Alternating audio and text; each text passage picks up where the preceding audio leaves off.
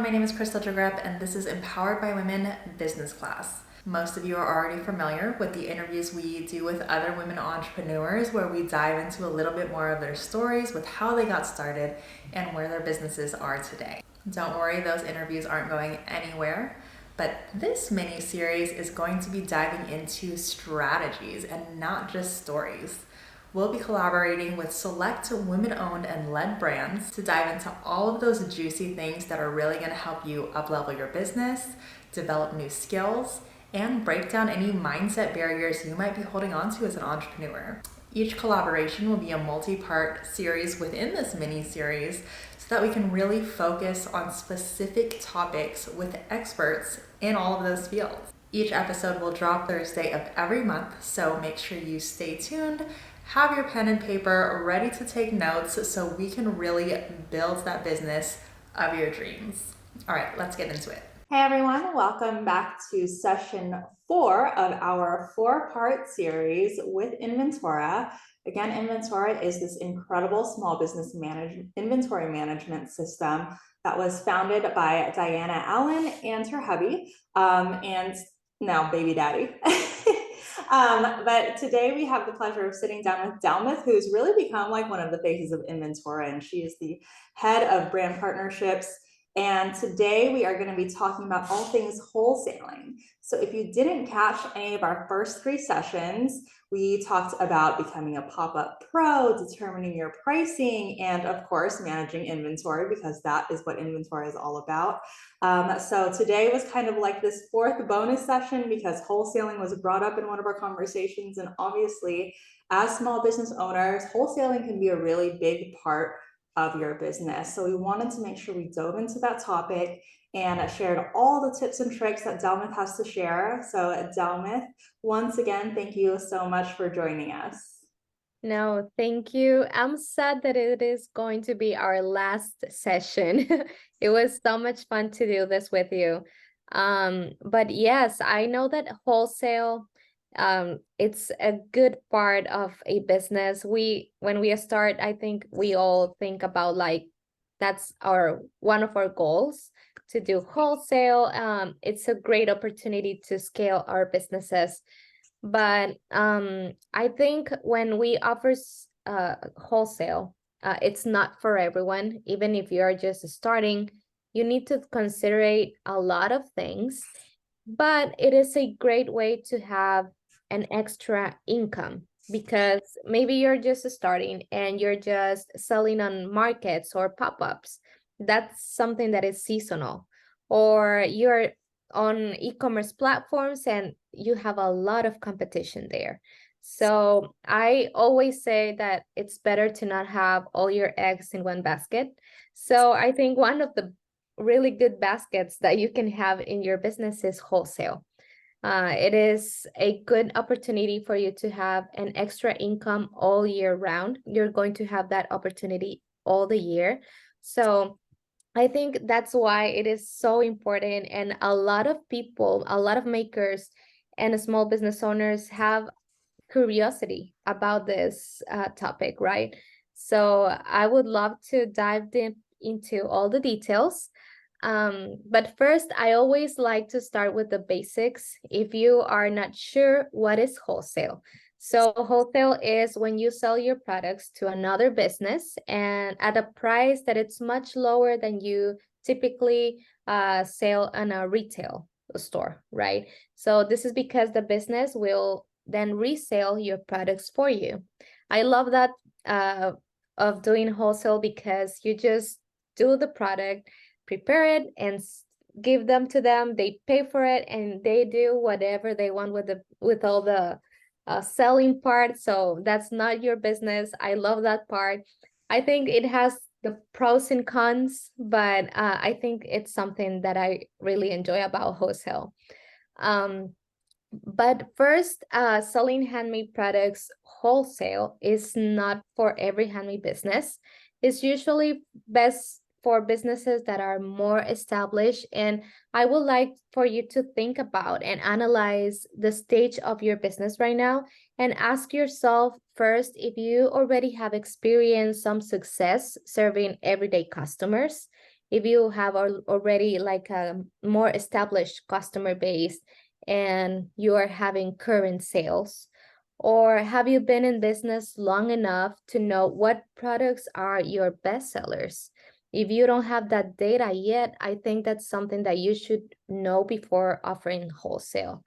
Then if you have standard operating procedures for how to manufacture, pack, and ship your goods, so it's the same process every time, because with wholesale, you're going to be selling normally larger amounts of your products. So you need to have those standard operating procedures to be the same for all the things that you're going to make. Another thing is think about if you're already ready to expand your business and reach more customers. And another one that I really like for you to think about first is if you're happy to allow another brand to sell your products. Because when we start, we're so jealous about what we make and we don't want anyone to copy what are we creating. So if you still feel that way, I think you're not ready to start wholesaling. But if you are, so I'm happy. And if you're like all the things that I mentioned right now are like check, and you already done that. So I think you are in a good place to start wholesaling. So for those our viewers that don't know, can you give us a little background for you, because you yourself are also a business owner. You are not just the head of brand partnerships with Inventora, but you also have a small business. So you are familiar with this wholesaling process, in addition to kind of, Diana also, I'm sure she shared some insight with wholesaling from Tara. So can you share a little bit about your experience with wholesaling and maybe how many locations you're in and how long you've been wholesaling? Yes, so I started my business I was on Etsy, and that was my only platform. And then I started to think, okay, I need to see other ways to scale my business. And my product is like palm leaf home decor. I work with artisans. So it's very like you have to be very careful about like time frames when you offer wholesale, because all this handmade and it takes a lot of time to make. So I was afraid of that part, but once I received my first order with wholesale, I was okay, I need to try to make this right. So I have been having wholesale since, I believe, my first year I spent it only with like direct to customers, and then I transitioned to wholesale, and that's has been my biggest part right now. Like I have my Etsy store there, but it's not like my main business. I do wholesale because a lot of people ask for personalized products, so I really enjoy to do that with them. So that's my experience. I have been working with rum companies creating packages for their rum bottles, also for skincare brands with like for their handmade baskets, for skincare sets. And everything has been seasonal. Like I have been currently having clients with wholesale, yes, but some of them are just like seasonal, right? But it has been a great experience. I really enjoy doing it. And right now, Profundo, it's the name of my brand. It's in like 4 stores. Each one of those stores have like 3 to 4 I don't know how do you call them, but they're in different places. Um, but it's been a very good experience. I love, because with them I'm doing more retail, and I love to be part of the like educating their salespeople. So I try to give them a brochure of what Profundo is, how can they sell my products. I always try to be intentional, because I'm not just selling a product and that's it. I'm sharing and selling a story.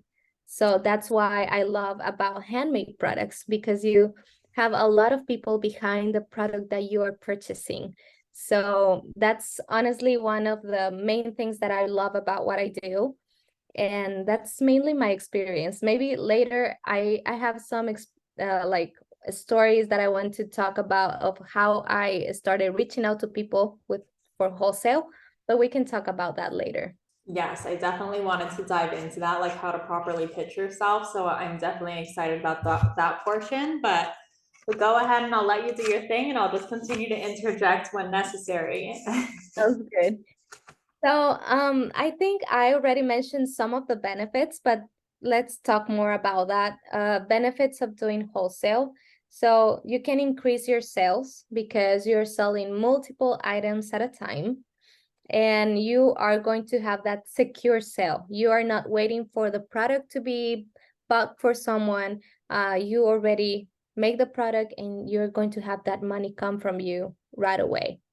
Then you're going to increase your yearly income because you're going to be selling to local businesses all year round if possible. Then you can also have potential for building a long-lasting partner. I think that's something that wholesale can bring to you. Maybe they are just going to start with like a tiny quantity of your products, but once they have a good experience with your products, they are going to be reaching out to you again and again. Then you're going to be able to reach larger audience. You can take advantage of that. Many stores have like a more established customer base, and you can take advantage because you're going to reach out more people with that. Then you're going to have less marketing cost because their companies have already their marketing strategies and all of that. So you're not going to be thinking about what to do to sell the product. And the other one is that you are going to be able to to purchase your supplies in bulk. I think that's something really good if you make your products, because if you have like small batches right now, but you want to purchase, I don't know, 1,000 pounds of wax, and you're going to be able to do that with wholesale because it is going to be more cheap and you're going to use the product or the ingredient. So I think that's something really good as well. So after that, I think maybe you're thinking, how should I start? How to organize myself to start offering wholesale? So I think you will need to have a way to keep all the paperwork, including your potential clients. So you can do your research and see which stores or companies are a good fit for your business, and just write down their contact information, where they are located, and social media, website, all of those details that are going to help you reach out to them later.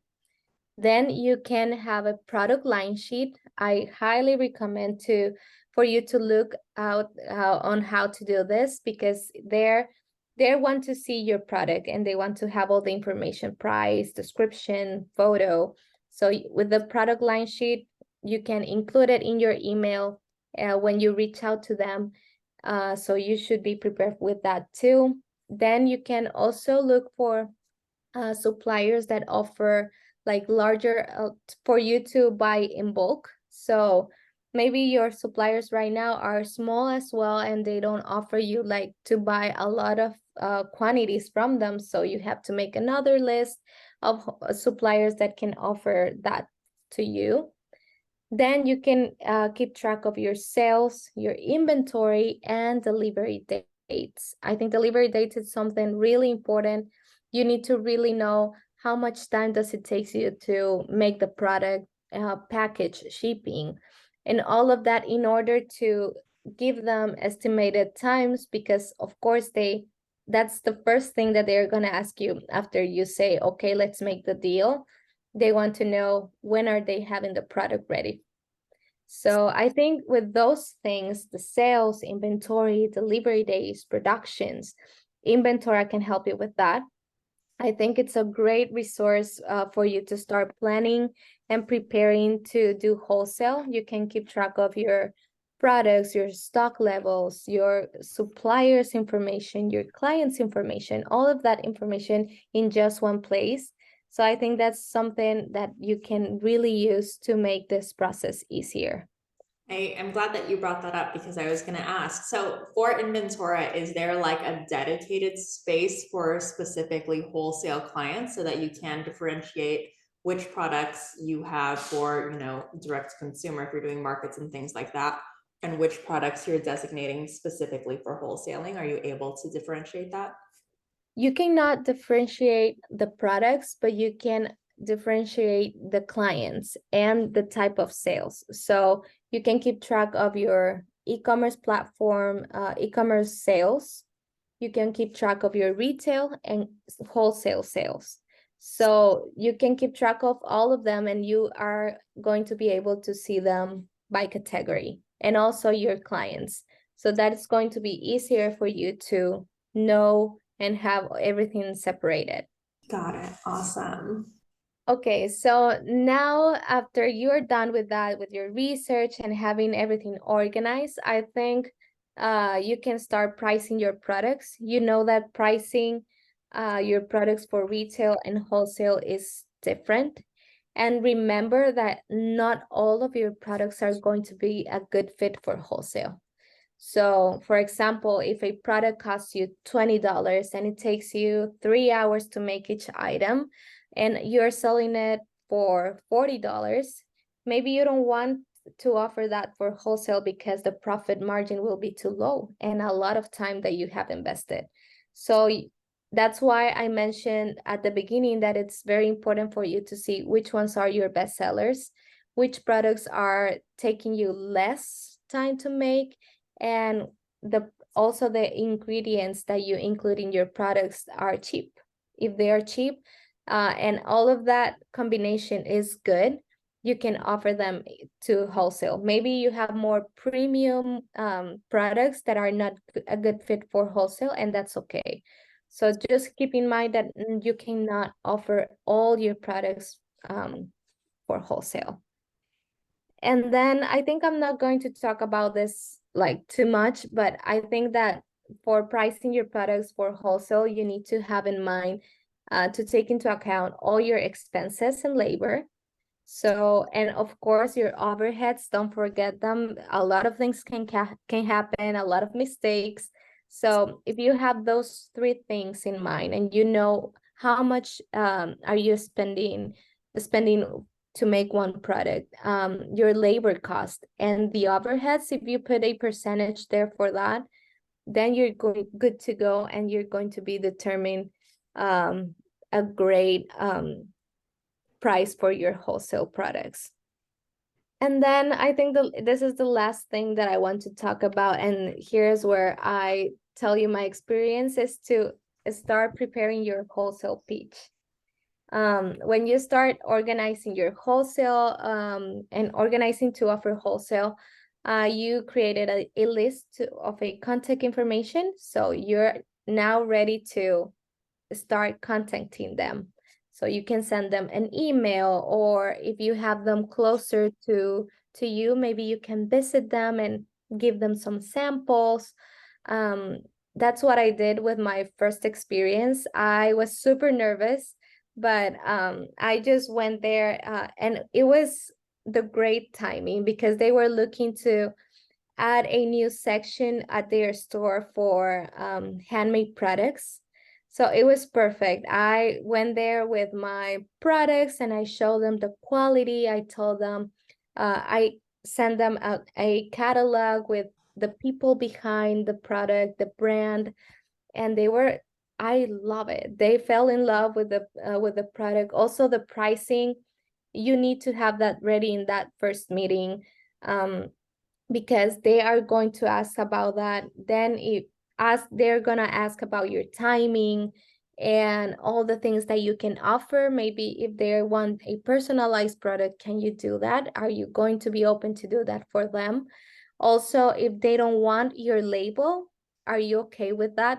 Because a lot of people are going to try to put their brand in your products. So you have to take that into consideration. But for me, it was a great experience. I'm still working with them. I think they were my first client, like that it was more formal. So it was a great experience. We always make like pop-ups in their shop.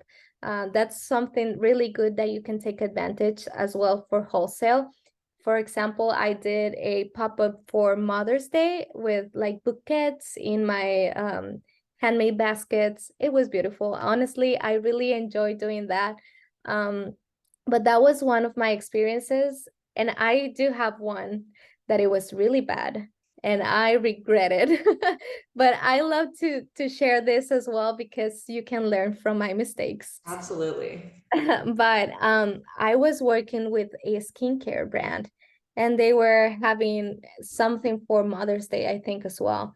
So they were asking for some baskets and I was like super sure that my artisan team was going to be ready for the estimated time that I say to them.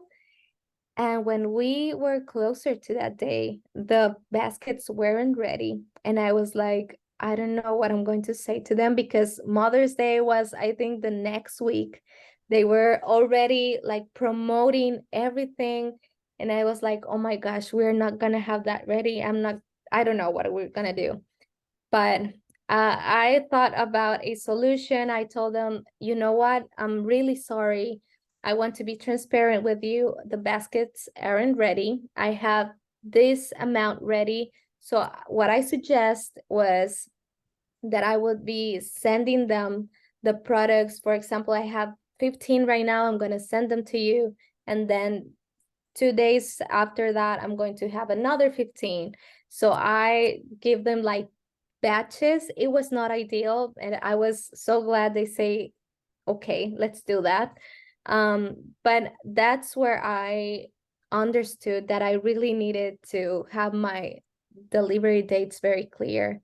And after that, that error never happened again because I really try harder to make that happen like in the times that I suggested at the beginning. So learn from my mistakes, and honestly, that's a very important thing to do. But another advice that I can give you for wholesale, to create your pitch for wholesale, when you reach out to them through an email or when you are with them personally, tell them how you found their business. What do you like about their business? How your handmade goods are a good fit for their business. So, and how many years have you owned your business? Tell them your story. Why are you doing what you do? And offer them like that extra value. What can you add to their business? Once you have that ready and you know all the answers for that, I think you're going to create a great relationship with them. And I think that's the first meeting is the one that it's the most important. They are going to know you, they're going to know your brand, and it's the time that you're going to start creating a long-term relationship with them. So I think that's one of the things that I really wanted to encourage you to do. Also, if you're not ready to do that, or if you're like more introvert and you don't want to reach out to people or meet people, you can start also with wholesale online marketplaces like Fair, Abound, Handshake. All of those platforms are doing all the things for you. So I think that's a good way to start as well. Do you have, I was going to bring that up, those marketplaces for wholesaling specifically. Do you have personal experience with any of those? Actually, no. I was trying to set up my Fair account, but I'm still in the process. I haven't done that yet because I have my artisans working a lot, so I don't want to overwhelm them with a lot of work. But yeah, that's something that I know that Diana does that a lot. And I think that Fair is a really good one. If you already have Shopify, I think that's a good jump that you can do. Yeah, I think it's a great idea to kind of have both of them hand in hand, right? And it kind of goes back to like, doing wholesaling on top of doing your markets. Like one is a little bit more automated and it's kind of this recurring revenue stream. And there's not so much manual labor behind it. Like once you've done the deal and you've set up your deliveries and all of that, that's going to continue to run in the background. And then pop-ups, of course, are very very time consuming and labor intensive setting up and things like that. And then again, with, Fair compared to just doing direct reach outs, or Fair or other marketplaces like that, or other platforms like that, where you can just list yourself and then have people reach out directly to you. But I do love and encourage the idea of you being the one to reach out also. I'm very much a proponent of pitching yourself and of having that in-person contact and introducing yourself in person, especially. I feel like now, since COVID, like with this really like a boom to support small businesses, there's also been so many market or like artisan shops and small business focused shops that have been popping up. So I think just getting yourself into those places, having your business cards, having your sample ready, having your numbers prepared, all those things you said. I think you shared so many great tips about like what questions you should already be expecting to answer in your minds. Like, are you going to be flexible with your packaging? What are your delivery times? And do you have the capacity to back up the amount of inventory they might be requesting of you, keeping in mind like how long it takes you to make a certain product. Another thing that I really loved that you mentioned at the beginning of this session was that you took the time to teach the people in these stores that are wholesaling your product how to sell your product. And it immediately made me think of the owner of Spanx, Blake Lively. Blake. Okay, I'm totally blanking on her name. But the owner of Spanx, she did something kind of very similar. So she got into Nordstrom or whatever, and she didn't want to just like have it be like, okay, I sent you the product, you sell it. She made sure to go around and like gather the employees and be like, this is my product. This is why it's so special. This is how you can sell it to your customers. This would be great in addition to all of these other things that you're already carrying on. This is how, or carrying in your store. And this is how you can provide really great customer service by, introducing this product to them. So how do you normally do that? Is that something like, once your products are on the shelf, you come in and check in on everyone and just talk to the people behind the front desk? What is your normal process Yes. with that? So normally what I do is when I go to deliver the first order that they purchase from me, I like to go and see how they set up everything in the store. And I like to take some time with the salespeople, and I talk to them about, hey, I'm the owner of this products. And they start to talk about, oh yeah, people are really loving your products. They're asking this and that. And I just start telling them, okay, you know what? I can give you this like a small brochure. I always bring that, and so and there you can find the story of the brand and a little description of each one of the products that they have in their store. That way they can understand the meaning of each one of the products, because sometimes they actually don't know how to sell the product, to give them ideas, because a basket, you can use it for a lot of things, right? So you can give them ideas of how can people use it and all of that. So I like to just give them some tips, and once they understand, I always try to visit them every now and then, just take pictures for marketing, and that's how I start like bonding with the salespeople. So I think that's something really important to do. I love that so much. And I think that's so smart, because not only like will they be able to relay your story to any customers that walk in, but they also kind of develop this loyalty towards you. Like, yes, I know the people, or I know the person that made this. She's amazing. You definitely want to try her product. So that's really cool. I also love that you pointed out that you do like pop-ups with these people that you've partnered with. That was not even something that like crossed my mind, but that's such a great way to really maximize your relationship. And again, it's not just like sending the product and like, okay, that's done with, but what else can we do together? And that's something that I'm so huge on, like figuring out like where in all these little crevices can we continue building on this relationship that we've already begun. because it's more than just like a one-way street, right? There's so many different avenues that you can take relationships and really maximize the partnership. So I love that. I do have one more question for you.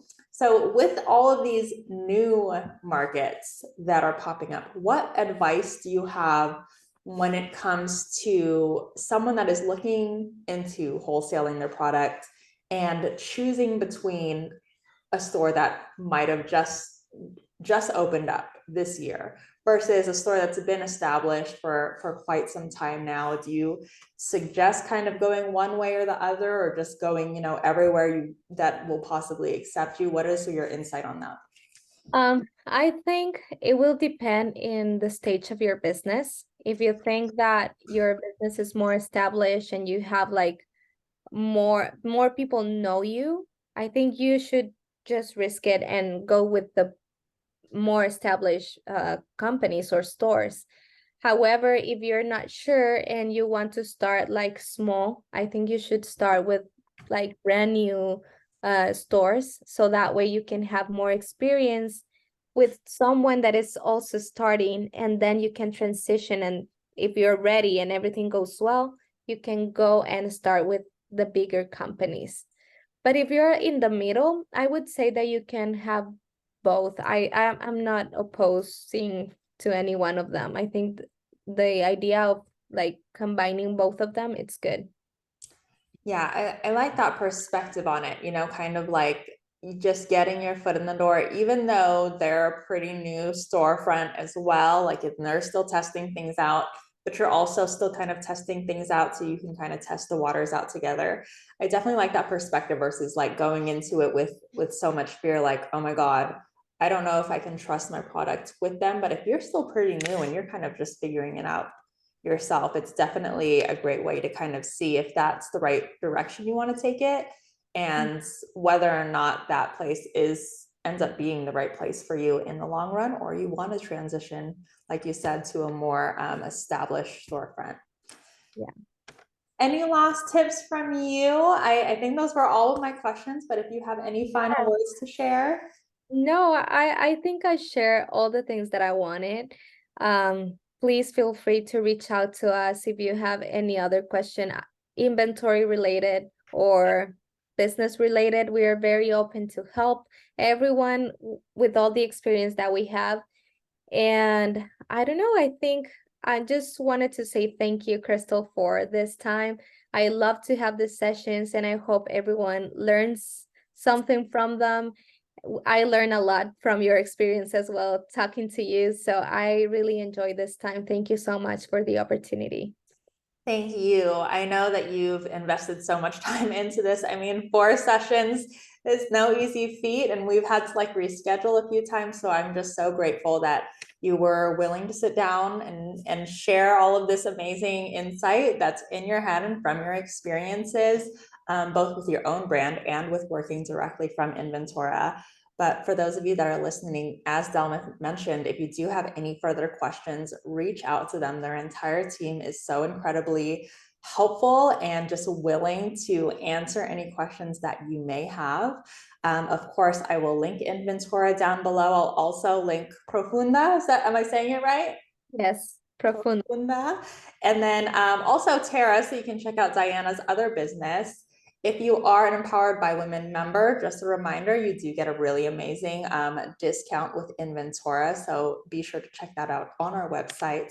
But otherwise, check them out in the link below. They have a free membership, a Business Pro membership. And if you haven't caught the first 3 sessions of this 4-part series, make sure you go back to our previous session so you can catch session 1, session 2, session 3. Again, so much insight has been shared. And Delmith, I am so grateful for you and for the Inventora team. And hopefully this won't be the last time. Well, I know it's not going to be the last time we're chatting because we already have something scheduled. But Yes. I am so looking forward to chatting with you again soon. So thank you so much. No, thank you.